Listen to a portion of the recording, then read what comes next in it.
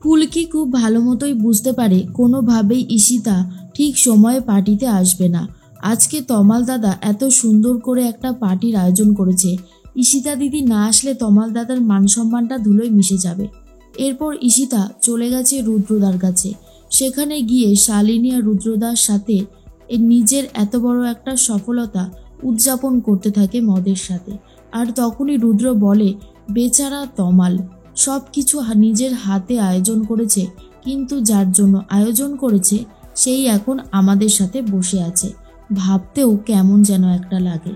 আর তখনই ঈশিতা বলে, একদম ঠিক বলেছ, বেচারা তমাল। আমি কি ওকে বিয়ে করতে চেয়েছিলাম? চাইনি, কিন্তু করতে বাধ্য হলাম কিছু কিছু কারণের জন্য। শালিনী বলে, সেটা হয়তো আমি বুঝতে পারছি, তোমার এই সিঁড়িটাকে খুব প্রয়োজন ছিল, তাই তো? এরপর শালিনীর কথায় ঈশিতা উত্তর দেয়, সে তো রোহিতদাও তোমার সিঁড়ি ছিল, তাই না? কিছু তো টিপসও দিত, ভুলে গেলে সে সমস্ত দিনের কথা? শালিনী তখন বলে, ঈশিতা, শালিনী মিত্র নিজে অনেক কিছুই করতে পারে, শালিনী মিত্র আর কারোর সাহায্য নেয় না। তখনই রুদ্র বলে, কি হচ্ছেটা কি? তোমরা কি এবারে নিজেদের মধ্যে ঝামেলা শুরু করবে? সেটা হলে খুব খারাপই হবে। আমরা তিনজনে পার্টনাররা কখনো ঝামেলা করে না। আশা করি তুমি আমার কথাটা বুঝতে পেরেছো। আর যদি বুঝতে না পারো তাহলেই বা কি করবো বলো? এর মধ্যেই ঈশিতার দেখা নেই। ফুলকি তমালের অবস্থা খারাপ হয়ে যায়। প্রত্যেকটা গেস্ট এসে জিজ্ঞেস করতে থাকে, ঈশিতা কোথায়? কিন্তু ঈশিতা এখনো এসে পৌঁছয়নি। অরুণা তখন বলে, ঈশিতার আজকে একটু আগে আসার দরকার ছিল। এরকমভাবে সমস্ত আত্মীয় স্বজন গেস্টরা আসছে চলে যাচ্ছে, যেটা আমারও ভালো লাগছে না। তখনই তমাল বলে, ও কি আমার মান সম্মানের কথা কখনো ভেবেছে? কখনো ভাবেনি। এর মধ্যেই ফুলকি তখন বলে, স্যার আপনি কিছু একটা করুন না। তখনই রোহিত বলে, আমি কি করতে পারি? এরপর সেখানে তমজিৎ উপস্থিত ছিল।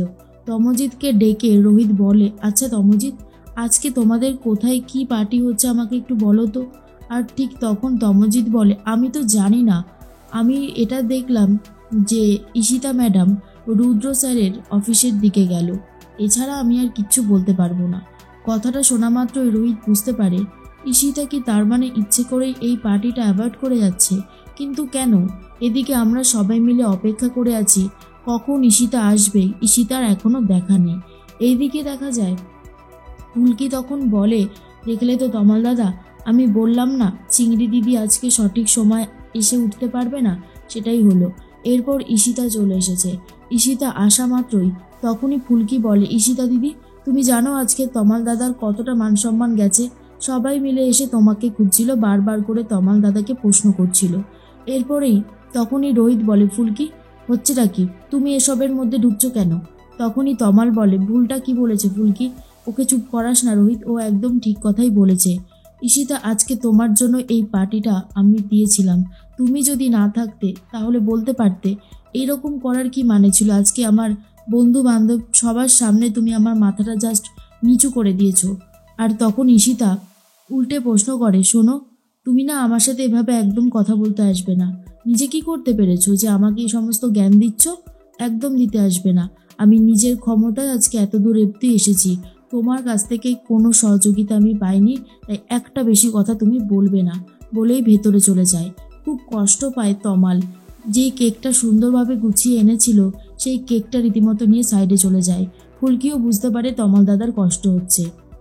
তখন ফুলকির হাত ধরে রোহিত টানতে টানতে নিয়ে চলে যায়। আর এদিকে ফুলকি বুঝতে পারে এই সব কিছুর পেছনে রয়েছে ওই জামাইবাবু।